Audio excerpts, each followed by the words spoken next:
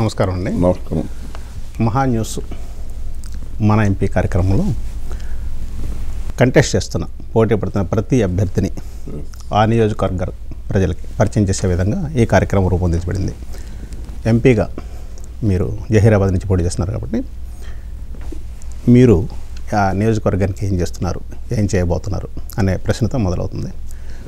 సురేష్ షెట్కార్ అనగానే కాంగ్రెస్ అనగానే సురేష్ షెట్కార్ జహీరాబాద్లో అసలు అంత పట్టు ఎలా సాధించారు మీరు? కాంగ్రెస్ పార్టీలో యువజన కాంగ్రెస్ కార్యకర్తగా అంటే నా కుటుంబమే కాంగ్రెస్ కుటుంబం. మా తాతగారు ఫ్రీడమ్ ఫైటర్ అప్పారావు షెట్కార్ గారు, 2 సార్లు శాసనసభ్యులు. మా నాన్నగారు కూడా శివరావు షెట్కార్ 3 టైమ్స్ ఎమ్మెల్యే, ముందు సమితి అధ్యక్షులుగా. అంటే నరనరాన మాకు కాంగ్రెస్ కల్చర్, కాంగ్రెస్ సిద్ధాంతాలు మా పెద్దలతోని అది మా బ్లడ్లోనే ఇక ఆ పార్టీ ఉంటారు, జీవితకాలం మారేది లేదు. మీ జీవితం ఎలా అయిపోతుంది? ఆ విధంగా నేను యువజన కాంగ్రెస్ నాయకునిగా 86లో ఒక జిల్లా స్థాయిలో జనరల్ సెక్రటరీ, యువజన కాంగ్రెస్ జిల్లా జనరల్ సెక్రటరీగా మొదలుపెట్టి మన 91లో జిల్లా యువజన కాంగ్రెస్ అధ్యక్షునిగా ఒక 7-8 ఇయర్స్ పనిచేయడం జరిగింది. తర్వాత 2001లో మళ్ళీ జిల్లా కాంగ్రెస్ అధ్యక్షునిగా అప్పుడు మా రాజశేఖర రెడ్డి గారి ఆధ్వర్యంలో మరి 2007 వరకు కూడా మరి జిల్లా కాంగ్రెస్ అధ్యక్షునిగా పనిచేయడం జరిగింది. అంటే ఆర్గనైజేషన్ లెవెల్లోనే మా పెద్దలు చూపించిన మార్గము ఏదంటే ఇది కాంగ్రెస్ సిద్ధాంతము, మన దేశానికి సేవ చేయడానికి కరెక్ట్ మార్గం. ఇప్పుడున్న పరిస్థితుల్లో మీలాంటి నాయకులు చాలా అరుదు. ఇప్పుడు ఇవాళ ఒక పార్టీలో ఉండి రేపు ఏ పార్టీలో ఉంటారో తెలియని పరిస్థితి. ఏది అధికారంలో ఉంటే ఆ పార్టీలోకి వెళ్ళిపోవటం, అధికారంలో లేని పార్టీని విడిచిపెట్టడం అన్నది సహజంగా ఉన్న ఈ రోజుల్లో మీరంత నిబద్ధతతో ఉండటం అన్నది పార్టీ మీద అభిమానమా, ప్రజలకు సేవ చేద్దామన్న దృక్పథమా? ముఖ్యంగా నమ్మిన సిద్ధాంతాలండి. అంటే స్వాతంత్రానికి ముందు మా పూర్వీకుల, మా పెద్దల పోరాటం అంటే కాంగ్రెస్ నాయకత్వం. అప్పుడు మా తాతగారు అన్నప్పుడు హైదరాబాద్ కాంగ్రెస్ అన్నమాట.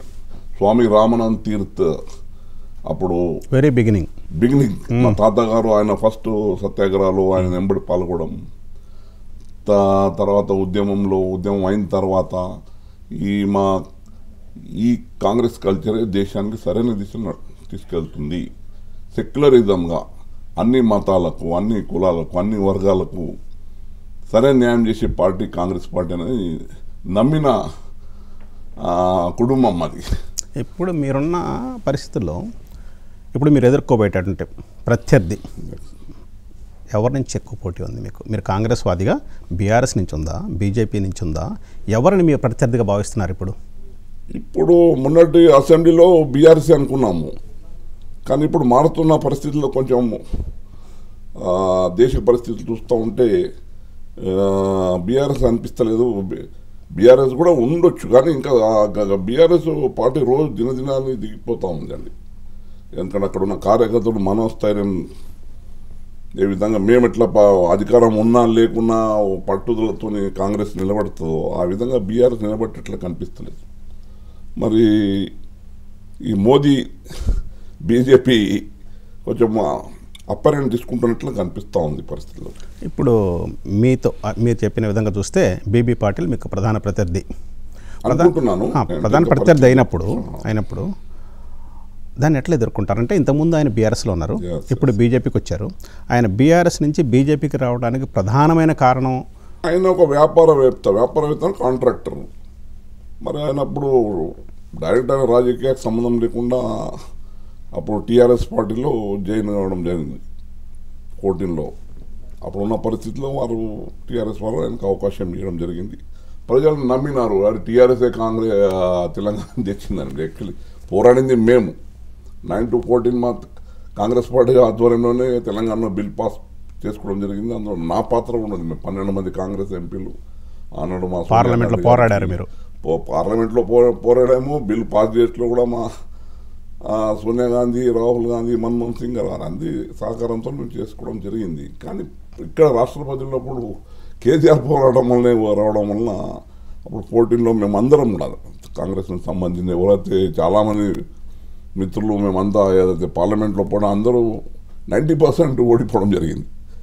అంటే గత అప్పుడు ఆ పరిస్థితిలో బీవీ పాటిల్ గారు ఆయన మరి రాజకీయ ప్రవేశం చేసి టీఆర్ఎస్ గాలిలో గెలుచుకోవడం జరిగింది.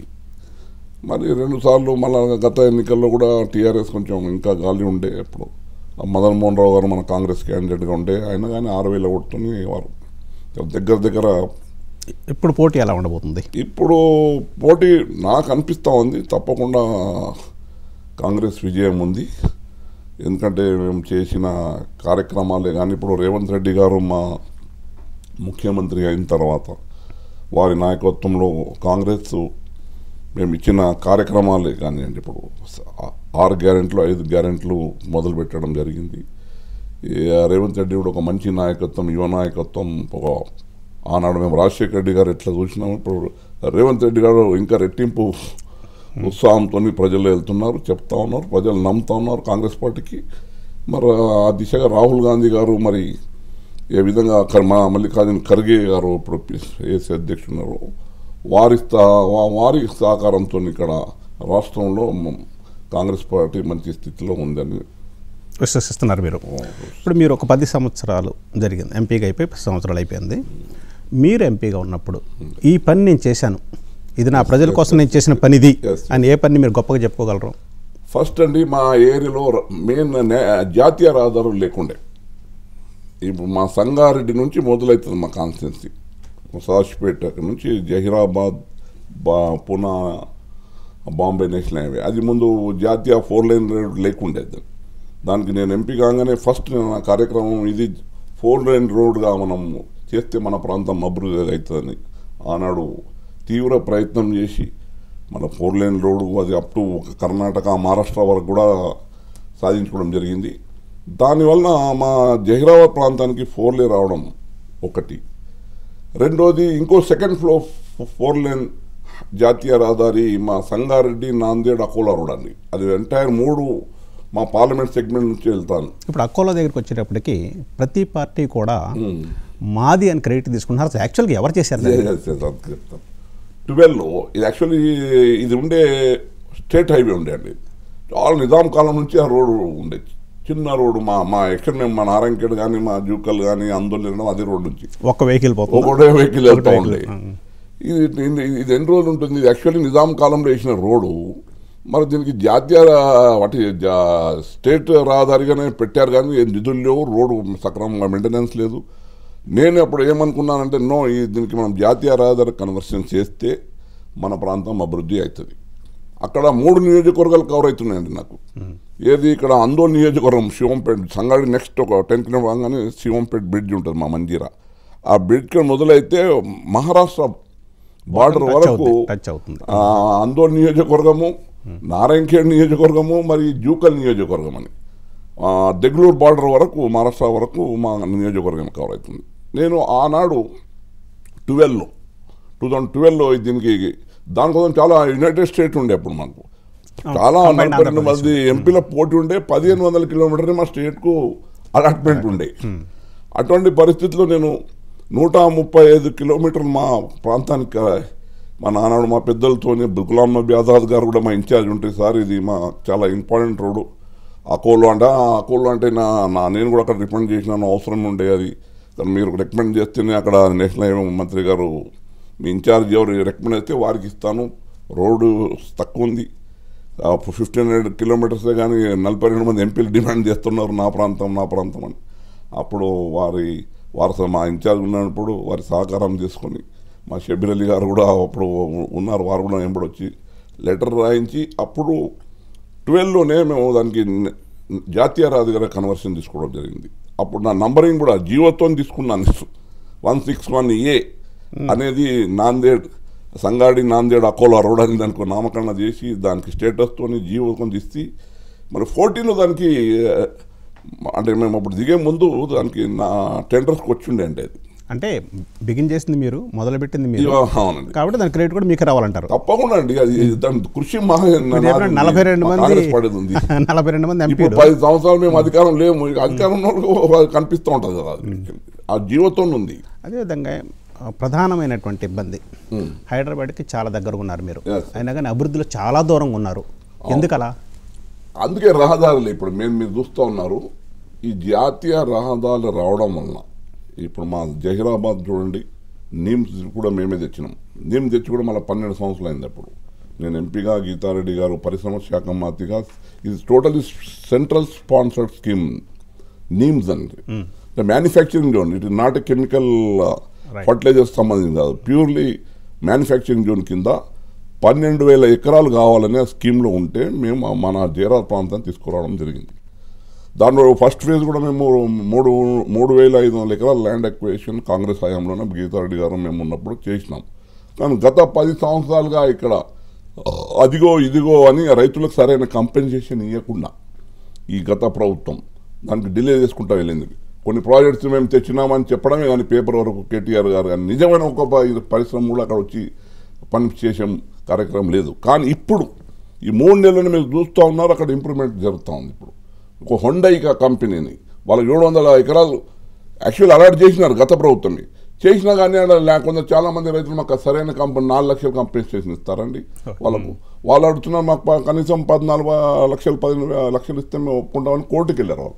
మొన్ననే వాళ్ళ రైతులకు అందరికి పిలిచి, మొన్న మా దామోదర్ రాజనరసింహ గారు మేమందరం అక్కడ ఉన్న రైతులకు నాయకులకు పిలిపించి, అయ్యా అట్లా కాదు, మీ కంపెన్సేషన్ మేము ప్రభుత్వం దృష్టికి తీసుకెళ్తాం, ఆ మిగతా కోర్టు కేసులు విడ్రా చేసుకోండి, అదొక మంచి పరిశ్రమ మన ప్రాంతానికి వస్తుందని వాళ్ళకి నచ్చ చెప్పడం జరిగింది. త్వరలోనే అది పరిష్కారం అవుతుంది.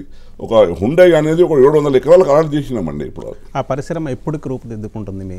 డెఫినెట్లీ ఇప్పుడు నేను అనుకుంటా ఈ ఎన్నికలు ఇప్పుడు కోడ్లో ఉన్నాము. కోడ్ కాగానే ఉన్న 700 ఎకరాలు వాళ్ళకి ఆల్రెడీ ఇచ్చినాము. కానీ లిటిగేషన్ అన్ని క్లియర్ అయిపోతాయి. ఒక మంచి పెద్ద పరిశ్రమ. ఎంతమందికి ఉపాధి కలుగుతుంది? వాళ్ళు అంటున్నారు 10,000 మందికి అక్కడ ఉపాధి కల్పిస్తామని. అంటే అప్పుడు వలసలు నివారించవచ్చు అంటారు? డెఫినెట్లీ అండి. ఆల్రెడీ మహేంద్ర అని ఒక ఆటోమొబైల్ పెద్ద కంపెనీ అక్కడ ఉంది, ట్రాక్టర్ డివిజన్ ఉంది. ఇక్కడ రేపు కూడా హుండా వస్తుంది. రేపు ఒక ఇండస్ట్రీ వచ్చింది ఆటోమొబైల్ అంటే ఒక ఇంకా వస్తూ ఉంటాయి. దాన్ని అంటే హైదరాబాద్ వచ్చి చూసినప్పుడు, ఈ ప్రగతిని చూసినప్పుడు జహీరాబాద్ ప్రజలు మా ప్రాంతం కూడా అభివృద్ధి చెందితే బాగుండు, మా ఎంపీ ఇట్లా చేస్తే బాగుండు, మా ఎమ్మెల్యే ఇట్లా చేస్తే బాగుండు అనే ఒక అభిప్రాయం వాళ్ళకి కలుగుతుంది. అది జరగనప్పుడు అధికారుల మీద కాకుండా పొలిటీషియన్స్ మీద వ్యతిరేకత అనేది వస్తుంది. ఆ వ్యతిరేకతని మీరు ఇప్పుడు మళ్ళీ ఎంపీగా ఎన్నికైతే దాన్ని ఎట్లా మీరు? డెఫినెట్లీ అండి. గతంలో కూడా మా కృషి ఉంది. మేము కానీ ఇప్పుడు నేను చెప్పిన రహదారుల విషయంలో కానివ్వండి, ఇప్పుడు మా జహీరాబాద్ ప్రాంతం హైదరాబాద్ దగ్గర 100 కిలోమీటర్లో ఉండి అన్ని రహదారులు ఉండి, రైల్వే కనెక్టివిటీ ఉండి, అన్ని రైల్వే లైన్ దగ్గరికి వచ్చేటప్పటికి ఆ రైల్వే లైన్ని రాకుండా చేస్తున్నారు, దాని మీద కాన్సన్ట్రేషన్ లేదు అనేటువంటి ఒక ఆరోపణకు మీ సమాధానం ఏంటి? నేను ఫస్ట్ ఎంపీగా గెలిచిన తర్వాత అండి మా బోధన్ బాన్స్వాడ, వర్ని, పిట్లం, నారాయణఖేడ్, బీదర్ కానీ రైల్వే కనెక్టివిటీ పెట్టాలని నేను అప్పుడు మమతా బెనర్జీ గారు మా దీంట్లో రైల్వే మినిస్టర్గా ఉన్నారు అప్పుడు యూపీ గవర్నమెంట్లో. అప్పుడు వారితో మేము విజ్ఞప్తి చేసి సర్వే పెట్టి మొత్తం సర్వే చేయించామండి. మేము సర్వే చేసి ఎస్టిమేట్ చేసి అప్పుడు వారు ఏమన్నారంటే కొంచెం స్టేట్ గవర్నమెంట్ కూడా కొన్ని డబ్బులు ఇస్తే మేము ఈ ప్రాజెక్ట్ స్టార్ట్ చేస్తామని కూడా చెప్పడం జరిగింది. ఆ లోడ్నే తెలంగాణ దీంట్లో అది నేను మేము ఓడిపోవడము, మళ్ళీ బీపీపాల్ గారు 2 సార్లు వారే గెలవడము, మరి దాన్ని పట్టించుకోకపోవడము, అది ఎట్లా వేసిన కూడా అక్కడనే ఉంది అండి. అది అంటే బీబీ పాటిల్ గారు మీరు చెప్పినట్టు ఒక వ్యాపారవేత్త, ఆ వ్యాపారవేత్త తన ప్రదేశాన్ని అభివృద్ధి చేసుకోవాలనే ఆలోచన ఎందుకు చేయలేకపోయారు? అదే ఇప్పుడు కూడా మళ్ళీ వస్తూ ఉన్నారు చేస్తా అని. కానీ ఎట్లా ప్రజలు 2 సార్లు చూసినారు ఆయనకు అవకాశం ఇచ్చి, మళ్ళీ పార్టీ కూడా సిద్ధాంతం కూడా మార్చి మళ్ళీ ఇప్పుడు బీజేపీలో రావడం జరిగింది. హౌ ఫార్ పబ్లిక్ నిర్ణయిస్తుంది, వాళ్ళు ప్రజలు నిర్ణయిస్తారు. అది నాకు పూర్తి విశ్వాసం ఉంది. ప్రజలు మేమే ఏది చెప్పినామో చేసినాము. అప్పుడు తెలంగాణ అన్నారు, తెలంగాణ కోసం కూడా పోరాడినాము, తెలంగాణ కూడా సాధించినాము. అది కూడా దాంట్లో కూడా మా భాగస్వామ్యం ఉంది. తెలంగాణ వచ్చినప్పుడు తెలంగాణ ప్రకటించినటువంటి సోనియా గాంధీ గారిని మీరు సరిగా ఆ ప్రొజెక్ట్ చేయకపోవటం వల్ల, ఆ చేయలేకపోవటం వల్ల మీకు కలిగిన నష్టాన్ని కనీసం ప్రజలు గుర్తించి ఇప్పటికైనా ఇచ్చారు. లాస్ట్ 10 yearsలో అది కూడా రేవంత్ రెడ్డి గారి ఆధ్వర్యంలో గ్రహించినారు. అది ప్రజలు నిజంగా మనం తప్పు చేసినాం. ఇది తెలంగాణ ప్రజలకు కొంచెం లేట్ అయినా వాళ్ళు కళ్ళు తెరుచుకున్నారు. ఇక్కడ కొంచెం తప్పు జరిగింది, సోనియా గాంధీ వల్లనే కాంగ్రెస్ వల్లనే తెలంగాణ వచ్చిందని ఈరోజు కొంచెం ప్రజా తీర్పు ఇవ్వడం వల్ల మళ్ళీ మాకు మీ నియోజకవర్గాలు, మీ పార్లమెంట్ పరిధిలో ఉన్న నియోజకవర్గాల్లో ఎన్ని నియోజకవర్గాల్లో మీ పార్టీ గెలిచింది? ఇప్పుడు 7లో 4 గెలిచామండి మేము. 4 ఆందోళనలో ఇప్పుడు దామోదర రాజనరసింహ గారు మా వైద్య శాఖ మంత్రులు మా మిత్రులు వారు గెలవడం జరిగింది. మంచి మెజార్టీతోనే గెలిచిండ్రు. నారాయణఖేడ్లో నా సొంత కాన్స్టిట్యున్సీ సంజయ్ రెడ్డి గారికి వారికి గెలిపించడం జరిగింది. మరి ఇక్కడ జూకల్ నియోజకవర్గం ఉంది, లక్ష్మీకాంతరావు గారని, వారు కూడా కొత్త క్యాండిడేట్, వారు కూడా గెలవడం జరిగింది. ఇప్పుడు మదన్ మోహన్ రావు గారు ఎల్లారెడ్డి వారు కూడా మంచి మెజార్టీతో వారు గెలవడం జరిగింది. ఇక మీ రెండేమో టీఆర్ఎస్ పోచారం శ్రీనివాస్ రెడ్డి గారు ఇప్పుడు స్పీకర్గా ఉన్నారు, వారు కూడా గెలిచినారు. మరి జహీరాబాద్ కూడా గెలిచేది మేము actually. Zaheerabad is a strong hold of Congress, కానీ అక్కడ కొంచెం కరెక్ట్ మేనేజ్మెంటు సక్రమం లేక మా చంద్రశేఖరరావు గారు సీనియర్ నాయకులే వారు కూడా, కానీ అక్కడ కొంచెం అది ఆయనకు కొత్త కావడము, అక్కడ మరి అది కొంచెం మేనేజ్మెంట్ పోల్ మేనేజ్మెంట్ కరెక్ట్ లేకుండానే కొంచెం ఇబ్బంది అయ్యి ఆయన ఓడిపోవడం జరిగిందని. ఇది కాంగ్రెస్ బెల్ట్ అండి. ఎప్పుడు కూడా 16 సార్లు ఎన్నికలు అయితే 13 సార్లు కాంగ్రెస్ నెగ్గిన నియోజకవర్గం అది జహీరాబాద్. ఇప్పుడు మీరు చెప్తున్న లెక్క ప్రకారం 4 నియోజకవర్గాల్లో మీరు, మిగతా నియోజకవర్గాల్లో బీఆర్ఎస్ ఉన్నప్పుడు బీజేపీ ధైర్యంతో అక్కడి నుంచి పోటీ చేస్తుంది. వారికి ఇప్పుడు ఏంటంటే రామ మందిరము మా మోదీ గారు అన్న దీని మీదే ఉన్నారు వాళ్ళు, మెయిన్ వాళ్ళ మిగతా ఏం లేదు ఇప్పుడు కళ్ళ కనిపిస్తలేవు. రామ మందిరం అంటే రామ మందిరం అందరిది ఉంది, ఇది రాముడు అందరి వాడు, అందరు చేస్తేనే రామ మందిరం కట్టామంటే ప్రభుత్వం డబ్బులతో కట్టలేదు కదా. అందరు మా అటువంటి దాతలు ప్రతి ఊరు నుంచి కొన్ని చందాలు చేసి కొన్ని వేల కోట్లు వస్తేనే కట్టినారు. ఒక ట్రస్ట్ ఉంది, దాని ట్రస్ట్ ద్వారా అయింది. మోదీ గారి నాయకత్వంలో అక్కడ యోగి ఆదిత్యనాథ్ అధికారం ఉన్నారు, వారు ముందుంది పర్ఫామ్ చేసినారు. దానంతా మాత్రాన మీరు దానికి మొత్తం మీ రాముడు మీ వాడు అంటే ఎట్లా? రాముడు అందరి వాడు. మీరు చెప్పుకోవచ్చుగా, బాబరీ మసీద్ అప్పుడు మా పివి నరసింహారావు గారు ఉన్నారు కాబట్టి ఇలా జరిగింది. అప్పుడు ఆ పద్ధతి ప్రకారం కోర్టు తీర్పు ప్రకారం జరుగుతూ వస్తుందండి. ఇది ఇప్పుడు గత 40-50 సంవత్సరాలుగా ఆ కోర్టుల ద్వారా ఏ నిర్ణయాన్ని బట్టి 2 మతాల వారు పోరాడుకుంటూ ఒక నిర్ణయానికి వచ్చి లాస్ట్ సుప్రీంకోర్టు ఫైనల్ చేసినందుకే కదా అది ఒక కార్యరూపం దాల్చింది. అది సుప్రీంకోర్టు ఆఫ్ ఇండియా కూర్చొని స్పెషల్ అటెన్షన్ ఇచ్చి 2 వర్గాలను నచ్చి చెప్పి 2 వర్గాలకు ఒక పరిష్కారం చేయడం వల్లనే వచ్చింది. ఇప్పుడు బీజేపీకి ఒక ఎజెండా లేదంటారు రామ మందిరం తప్పితే. ఇక మోదీ గారు చెప్తా ఉన్నారు మా దేశం మూడో లార్జెస్ట్ ఎకానమీ వస్తూ ఉందని, కానీ వారు స్టార్టింగ్ చెప్పిన మాటలు ఎక్కడ వెళ్ళినాయి? సంవత్సరానికి 2 కోట్ల ఉద్యోగాలు నిరుద్యోగులకు ఇస్తామన్నారు. ఇప్పుడు 10 సంవత్సరాలు 20 కోట్ల ఉద్యోగాలు చూపించవలసిన అవసరం ఉంది. మరి 15 లక్షల రూపాయలు స్విచ్ బ్యాంకులు ఇస్తున్నారు, మోదీ గ్యారంటీ అంటున్నారు. మరి గ్యారంటీ మోదీ గారు మీ గ్యారంటీ మరి 15 lakhs మా అకౌంట్ రేట్ వచ్చినాయి, మీరే చెప్పింది గ్యారంటీ. ఇది 15 లక్షలు బ్లాక్ మనీ ఉంది స్విచ్ బ్యాంకులలో తెచ్చి మీకు ఇంత బాధ్యత నాది అన్నారు. అది పార్ట్ ఆఫ్ మోదీ గ్యారంటీనే కదండి. స్టార్టింగ్ మీరు మోదీ గారు 2 గ్యారంటీలు మీరు ఫెయిల్ అయినారు, ఇప్పుడేమో వేరే స్లోగన్తో వస్తున్నారు. ఇప్పుడు 67% ప్రజలు మీ నియోజకవర్గంలో గ్రామీణ ప్రాంతానికి చెందినవారు ఉన్నారు. ఆ గ్రామీణ ప్రాంతానికి చెందిన ప్రజల అభివృద్ధి కోసం మీరు మరలా ఎంపీగా ఎన్నికైతే మీ దగ్గర ఉన్న ప్రణాళిక ఏంటి? ప్రణాళిక ఏంటంటే మిగతా ఇప్పుడు మళ్ళీ ఇంకెక్కడెక్కడ రహదారులు కావాలనో రహదారులు వెంబడి మొదటి రహదారులు ఎక్కడ ఉంటేనే అక్కడే అభివృద్ధి ఉంటుంది. పారిశ్రామికంగా మా ప్రాంతం అభివృద్ధి చెందాల. ఇప్పుడు మా జైరాబాద్ ప్రాంతము 12,000 ఎకరాలకు మేము ఆల్రెడీ ఇప్పుడు 5 నుంచి 6,000 ఎకరాలు అక్వైర్ అవుతా ఉంది ల్యాండ్. ఇంకా మొత్తం కంప్లీట్ 12,000 ఎకరాలు చేసి మంచి పరిశ్రమలు. తెలంగాణ రాష్ట్రంలో ఒక నంబర్ 1 పారిశ్రామిక నిమ్స్ ద్వారా మా ప్రాంతానికి మరి కొన్ని 1000 ఉద్యోగాలు వచ్చే అవకాశాలు ఉన్నాయండి ఆ ప్రాంతానికి. మరి ఇరిగేషన్లో కూడా మాకు సింగూర్ ప్రాజెక్ట్ మా ప్రాంతం సంబంధించి. ఇరిగేషన్ దగ్గరకు వచ్చేటప్పటికి మీ మీద ఉన్న ప్రధాన ఆరోపణ ఏంటంటే ఆ నీటిని తీసుకురావడం దగ్గర మీరు విమర్శించినంత ఉత్సాహం తీసుకొచ్చేటప్పుడు లేదు ఉందండి. ఇప్పుడు మేము అప్పుడు రాజశేఖర రెడ్డి గారు ఉన్నప్పుడు దామోదర్ గారు మేము యాక్చువల్లీ సింగూర్ ప్రాజెక్ట్ అనేది హైదరాబాద్ డ్రింకింగ్ వాటర్కి ఇచ్చినారు. మేము అప్పుడు రాజశేఖర రెడ్డి గారు పాదయాత్ర చేసినప్పుడు మేము ధర్నా చేసి 100 days ప్రోగ్రామ్ ధర్నా చేసినాం అక్కడ. అప్పుడు టీడీపీ ఉండే.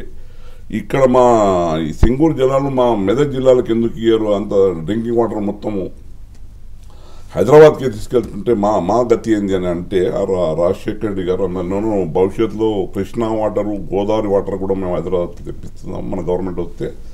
ఈ వాటర్ సింగిల్ సంబంధించిన వాటర్ అంతా మెదక్ జిల్లాకు కానీ ఇక్కడ నిజామాబాద్ జిల్లాకు మీరు హక్కు ఉంటుంది అని కూడా చెప్పడం జరిగింది. అందులో భాగంగానే మేము అప్పుడు సింగూరుకు ఇప్పుడు మీరు మా అందోల్ నియోజకవర్గంలో 40,000 ఎకరాలకు అప్పుడు పెట్టి అందోల్ నియోజకవర్గంలో ఉన్న లిఫ్ట్స్లో ఏర్పాటు చేసి అన్ని చెరువులు నింపే కార్యక్రమం చేయడం జరిగిందండి.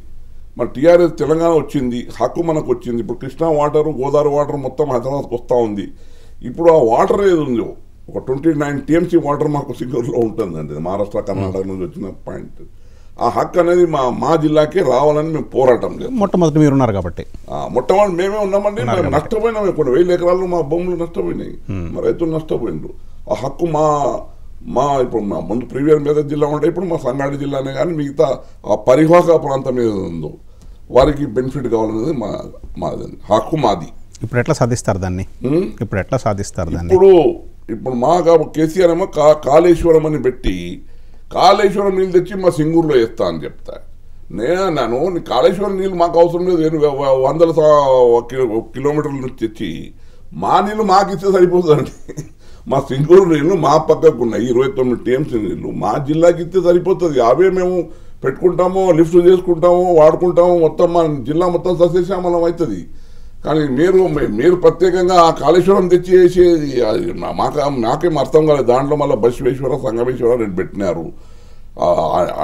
ఆ బసవేశ్వర, సంగమేశ్వర ఏమున్నాయో ఆ పేరు ఉన్న హక్కు మాకు ఇచ్చేస్తే సరిపోతుంది కదా. ఇప్పుడు మేము ప్రభుత్వాన్ని కోరేది అదే. ఏదైతే సింగూరులో ఉన్న వాటర్ మా జిల్లా ప్రజలకు రావాలి, అది మా హక్కు అనేది ఇప్పుడు మా వచ్చే కొత్త ప్రభుత్వం మా రేవంత్ రెడ్డి గారి ఆధ్వర్యంలో ఈ ఇరిగేషన్ ఎప్పటికి సాధిస్తారు? మా 5 సంవత్సరాలు ఇప్పుడే మా 100 రోజులైంది మా కార్యక్రమం మొదలై. మా ముఖ్యమంత్రి గారు ఇంకా ఇప్పుడు మొన్ననే వారి దృష్టికి తీసుకెళ్లడం జరిగింది. భవిష్యత్తులో మళ్ళీ ఎన్నికల తర్వాత తప్పకుండా నన్ను పార్లమెంటరీగా ఎన్నుకోవడానికి పూర్తి విశ్వాసం ఉంది. మా కాంగ్రెస్ పార్టీ ఆధ్వర్యంలో, రేవంత్ రెడ్డి గారి ఆధ్వర్యంలో తప్పకుండా మేము ఆ జిల్లా మా మంత్రులు, మా ఎంఎస్ శాసనసభ్యులు మా అందరం కూర్చొని మా రేవంత్ రెడ్డి గారితో మాట్లాడి తప్పకుండా ఈ సింగూరు సంబంధించిన వాటర్ మొత్తం మీకే రావాలి. అటువంటి మంచి ప్రాజెక్ట్స్ ఏమేమి కావాలి, ఏ విధంగా కావాలని ఒక రూపకల్పన చేస్తామండి. ఒక 10 సంవత్సరాల నుంచి మీరు ఈ 7 నియోజకవర్గ ప్రజలకి దూరంగా ఉన్నారు. మరి ఆ గ్యాప్ని ఇప్పుడు మళ్ళీ ఎన్నికల్లోకి వెళ్తున్నారు. ఇంకొక 40-50 రోజులు ఎన్నికలు వస్తున్నాయి. ఆ గ్యాప్ని మీరు వెళ్ళి ఏ విధంగా ఎక్స్ప్లెయిన్ చేస్తారు మీ ప్రజలకి? గ్యాప్ అంటే అధికారంగా గ్యాప్ ఉండొచ్చు, కానీ సంబంధాలతో మేము దగ్గరనే ఉన్నామండి.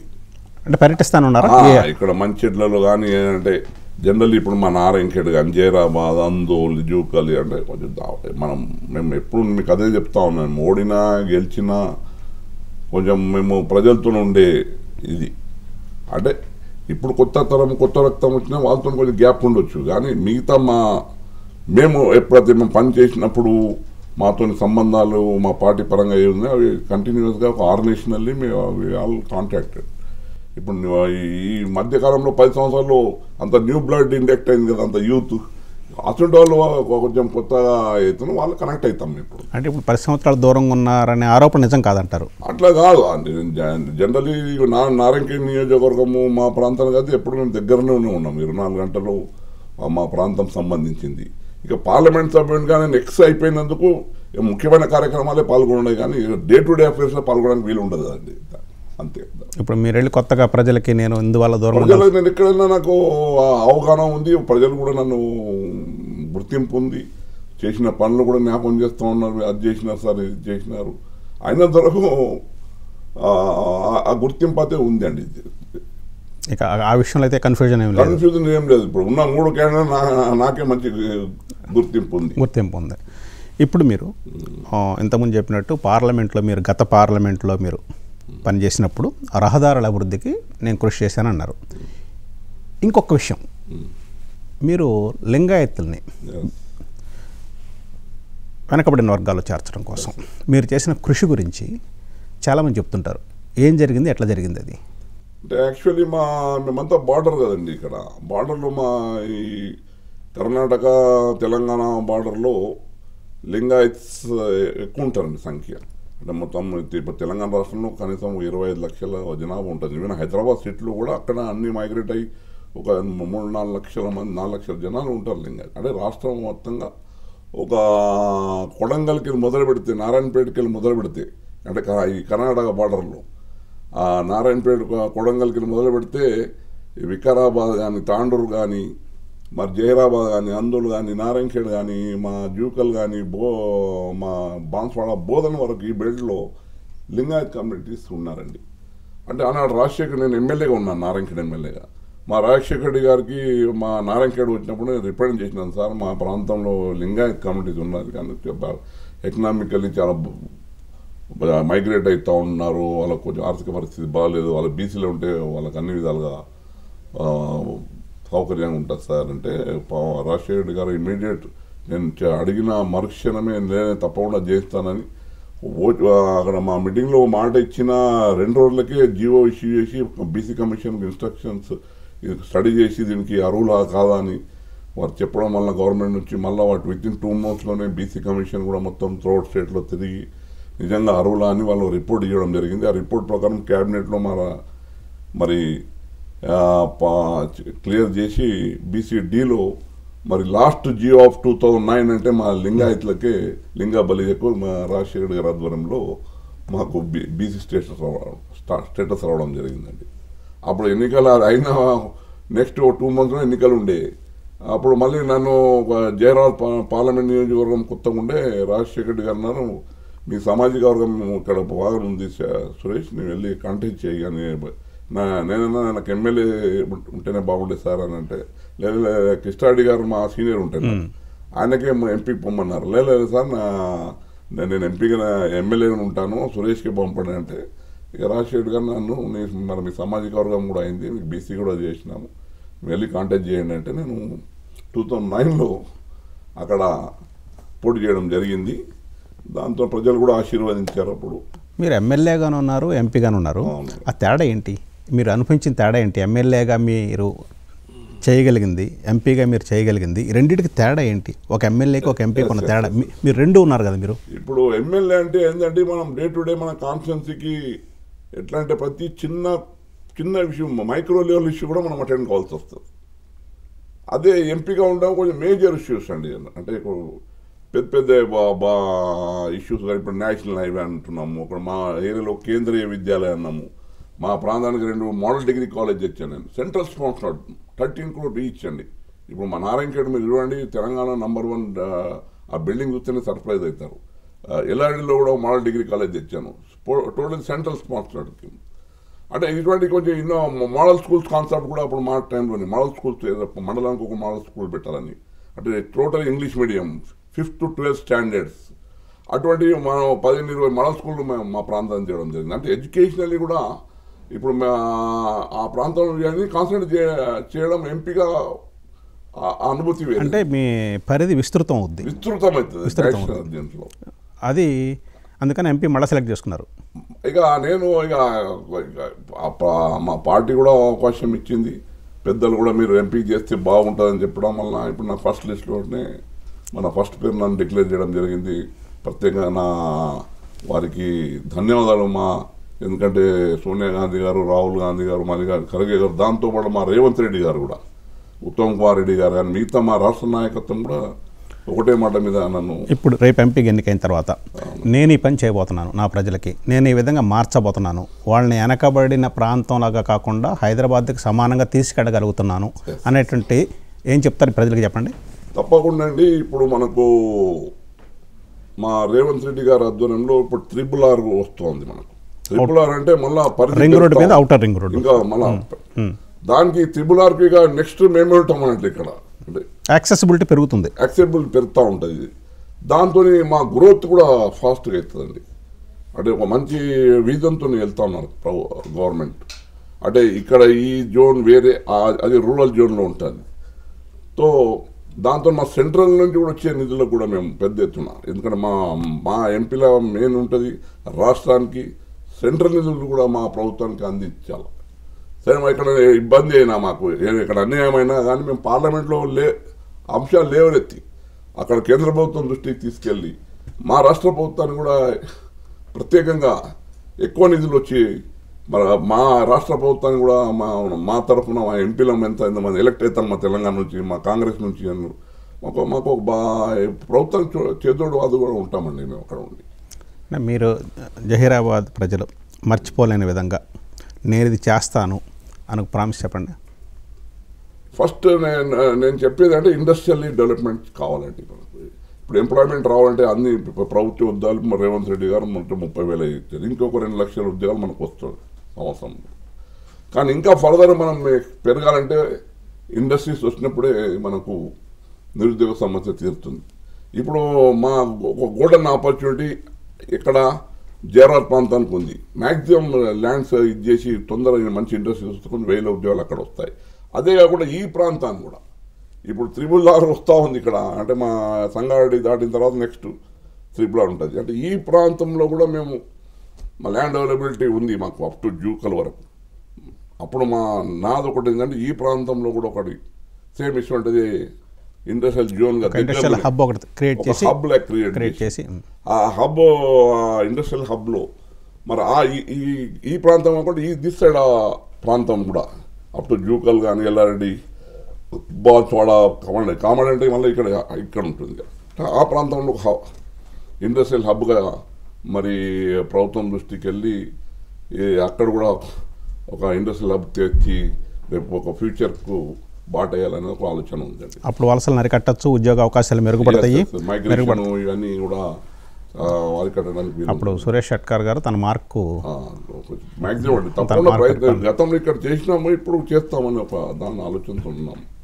అవకాశం తప్పకుండా నాకు విశ్వాసం ఉంది, ఈసారి ప్రజలు నన్ను అవకాశం ఇస్తారు. చివరగా ఈ 100 రోజుల పరిపాలన 100 రోజులు 110 రోజుల పరిపాలనలో మీరు చూసిన మార్పు ఏంటి మీ ప్రాంతంలో? చాలా మీ పార్టీ అధికారంలోకి వచ్చిన తర్వాత ప్రజాస్వామ్య తెలంగాణ అనేది ఇప్పుడు కళ్ళగా చూస్తున్నాం. ఇన్ని రోజులు మేము నిజంగా వి ఫెల్ట్ తెలంగాణ పోరాడి మేము పార్లమెంట్ సభ్యులుగా సాధించింది తెలంగాణ ఎట్లుంటుంది అనుకున్నాం. ఒక బందీ అయి ఉండే తెలంగాణ. డెమోక్రసీ అనేది ఇట్లా మొత్తం పోలీస్ వ్యవస్థ, రెవెన్యూ వ్యవస్థ అంతా ఇక్కడ చెప్పే ఇది లేకుండా ఒక కలెక్టర్ స్థాయి అధికారి కూడా వినే స్థాయి లేకుండా అండి. ఇప్పుడు అన్యాయం అయితే కలెక్టర్ గారు ముందు ఒక కలెక్టర్ ఎట్టుంటుంటే న్యాయం అన్యాయం అనేది ఇంపార్షియల్ కలెక్టర్స్ ఉంటుండ్రి. ఈ కలెక్టర్ ఫోన్ చేసినా ఒక ఎస్పీ ఫోన్ చేసినా అప్పుడు పరిస్థితి ఏముండే ఆ వినతితో లేకుండే, వాళ్ళు ఇంటర్వ్యూ యాక్షన్ లేకుండే. కానీ ఇప్పుడు మేము చూస్తున్నాం ప్రజా తెలంగాణ కళ్ళ కనిపిస్తుంది. ఎవరైనా కానీ ఇర్రెస్పెక్టివ్ ఆఫ్ పార్టీ ఎక్కడన్నా నాకు అన్యాయం అవుతుంటే అధికార కలెక్టర్ దారి వెళ్ళి ఒక ఎస్పీ దారి వెళ్తున్నప్పుడు న్యాయం అయ్యే అవకాశం మీరు ఏర్పడదండి. వినే నాతుడు ఏర్పడ్డాడు, అక్కడ పొలిటికల్ ఇంటర్ఫరెన్స్ లేదు. కానీ ప్రతిదీ లాస్ట్ టైం ఈ గత 10 సంవత్సరాల్లో మాకు ఆ ఫీలింగ్ అనిపించిందండి. అంటే పరిపాలన ఓపెన్ అయిందంట, ఓపెన్ అయింది. ప్రజాస్వామ్యం తెలంగాణ అనేది కనిపిస్తాం, ఏదో బంధనాల నుంచి విముక్తి అయినట్టు ఆ డిఫరెన్స్ అదే చాలా ఉంది. Even common men also feel same thing. అది ఈ 100 రోజుల్లో మీరు గమనించినటువంటి తేడా. అది మరి వెల్ఫేర్ స్కీమ్ కూడా మొదలైనాయి. మేము ఏదో కాంగ్రెస్ పార్టీ చెప్పినామో ఇప్పుడు స్టార్ట్ అయినాయి. దాని రిజల్ట్స్ ఇంకా ఒక 2-3 సంవత్సరాల వాళ్ళ కళ్ళ కనిపిస్తుంది. కానీ అన్ని 100 రోజుల్లో వీళ్ళు మాట అయిపోయింది, మాట తప్పిరు 420 అని ఇప్పుడు కేటీఆర్, కేసీఆర్, హరీష్ రావు మిగతా నాయకులు బీజేపీ వాళ్ళు కూడా చెప్తా ఉన్నారు. తప్పుగా ఏదైనా ప్రభుత్వానికి సమయం ఇవ్వాలి. మీరు సమయం ఇచ్చిన తర్వాత ఒక 2 సంవత్సరాల తర్వాత మీరు ఈ క్వశ్చన్ చేయం అదే ఫలితాలు వస్తున్నాయా లేదా, సక్రమంగా అవుతుందా లేదా అనేది.